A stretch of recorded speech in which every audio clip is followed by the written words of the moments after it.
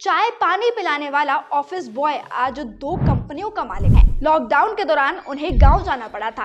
Guest house में room service boy के तौर पर नौकरी ली। इस काम के लिए सैलरी के तौर पर उन्हें 9,000 रुपए मिलते थे। वो जानते थे कि ये नौकरी उनके लिए नहीं है।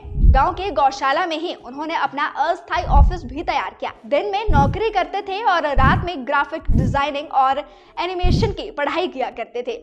ऑफिस बॉय की नौकरी करते करते उन्होंने कभी भी हार नहीं मानी। उन्होंने डिजाइन टेम्पलेट्स को ऑनलाइन बेचना शुरू कर दिया। बिजनेस शुरू ही कर रहे थे कि एक रोड एक्सीडेंट के कारण उन्हें कई महीनों तक बिस्तर पर रहना पड़ा। नई चीजों के बारे में जानने लगे और उसे सीखने की उनकी हमेशा से कोशिश भी रहती थी। C++ और पाइथन का कोर्स भी किया। खुद प्रधानमंत्री इस हौसले की तारीफ भी कर चुके हैं। अगर आप कुछ कर गुजरने का हौसला रखते हैं तो परिस्थितियां आपको कभी रोक नहीं पाती है। जिद कामयाबी में इन्हीं सब चीजों के बारे में बात की जाती है।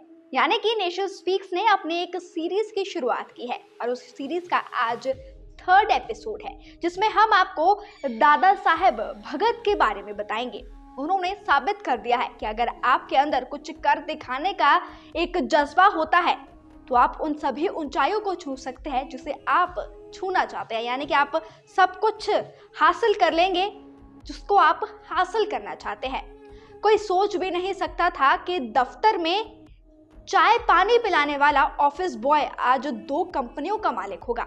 देखिए, हुनर सबके अंदर होता है, जज्बा और जुनून की बातें भी सभी किया करते हैं, लेकिन उसी जुनून के साथ कुछ कर गुजरने का हौसला सब नहीं रख पाते हैं।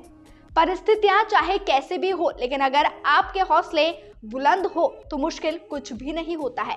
जो कुछ कर गुजरने का जज्बा रखते हैं उसके लिए हालात मायने ही नहीं रखते हैं। कभी इन्फोसिस के दफ्तर में ऑफिस बॉय का काम करने वाले दादा साहेब भगत की कहानी भी कुछ ऐसी ही है। ऑफिस बॉय की नौकरी करते करते उन्होंने कभी भी हार नहीं मानी और अपने सपनों की ओर आगे बढ़ते चले गए। आज वो 2 कंपनियों के मालिक हैं। खुद प्रधानमंत्री दादा साहेब के इस हौसले की तारीफ भी कर चुके हैं। दादा साहेब भगत का जन्म 1994 में महाराष्ट्र के बीड में हुआ था। दादा साहेब ने हाई स्कूल की पढ़ाई करने के बाद पुणे से ITI का कोर्स किया।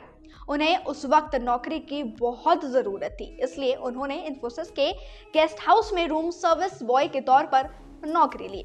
इन्फोसिस के गेस्ट हाउस में उनका काम लोगों को रूम सर्विस चाय पानी देना था। इस काम के लिए सैलरी के तौर पर उन्हें 9,000 रुपए हर महीने मिलते थे। वो जानते थे कि ये नौकरी उनके लिए नहीं है। इन्फोसिस में काम के दौरान उन्हें सॉफ्टवेयर के महत्व का पता चला। उन्होंने फिर तय किया कि वो भी इसे सीखेंगे। दादा साहेब भगत दिन में नौकरी करते थे और रात में ग्राफिक डिजाइनिंग और एनिमेशन की पढ़ाई किया करते थे। इस कोर्स को पूरा करने के बाद उन्हें मुंबई में एक नौकरी मिल चुकी थी। कुछ दिन वहां नौकरी करने के बाद वो हैदराबाद वापस लौट आए थे। उन्होंने वहां नौकरी के साथ साथ C++ और पाइथन का कोर्स भी किया। नई चीजों के बारे में जानने लगे और उसे सीखने की उनकी हमेशा से कोशिश भी रहती थी। डिजाइन और ग्राफिक कंपनी के साथ काम करते हुए उन्होंने देखा कि दोबारा से इस्तेमाल होने वाले डिजाइन और टेम्पलेट्स की लाइब्रेरी पर काम करना बहुत अच्छा विकल्प है। यहीं से उनका स्टार्टअप भी हुआ था। उन्होंने डिजाइन टेम्पलेट्स को ऑनलाइन बेचना शुरू कर दिया। बिजनेस शुरू ही कर रहे थे कि एक रोड एक्सीडेंट के कारण उन्हें कई महीनों तक बिस्तर पर रहना पड़ा। उन्होंने इस दौरान अपने स्टार्टअप की पूरी दिशा तय कर ली थी। साल 2015 में उन्होंने अपनी पहली कंपनी 9th मोशन शुरू की। कुछ ही समय में उनके साथ 6,000 कस्टमर भी जुड़ चुके थे। दादा साहेब यही नहीं रुके। उन्होंने ऑनलाइन ग्राफिक डिजाइनिंग पर लगातार काम करना जारी रखा। उन्होंने ग्राफिक डिजाइन का नया सॉफ्टवेयर भी डिजाइन कर दिया जो कैनवा जैसा ही है। दरअसल लॉकडाउन के दौरान उन्हें गांव जाना पड़ा था। गांव के गौशाला में ही उन्होंने अपना अस्थायी ऑफिस भी तैयार किया। खेतों में दोस्तों को एनिमेशन और डिजाइन का काम भी सिखाया और फिर उन्हें अपनी कंपनी में नौकरी भी दे दी। साल 2020 में उन्होंने आसान डिजाइन सॉफ्टवेयर तैयार किया और अपनी दूसरी कंपनी डू ग्राफिक्स की शुरुआत भी की। कभी 9,000 रुपए की नौकरी करने वाले दादा साहेब आज लाखों की कमाई कर रहे हैं। 26 सितंबर 2020 को PM नरेंद्र मोदी ने भी अपने कार्यक्रम मन की बात में दादा साहेब के काम की खूब तारीफ भी की थी। तो देखिए, इस कहानी से हमें क्या पता चलता है कि कुछ भी करना हो तो उसके लिए आपके मन में एक मोटिवेशन होना काफ़ी ज़्यादा ज़रूरी होता है। उसके साथ साथ आपकी लगन और मेहनत भी होनी चाहिए, और फिर एक ना एक दिन आप ज़रूर उन ऊंचाइयों तक पहुंच जाएंगे जहां तक आप पहुंचना चाहते हैं। बस लगन और मेहनत होना काफ़ी ज़्यादा ज़रूरी हो जाता है।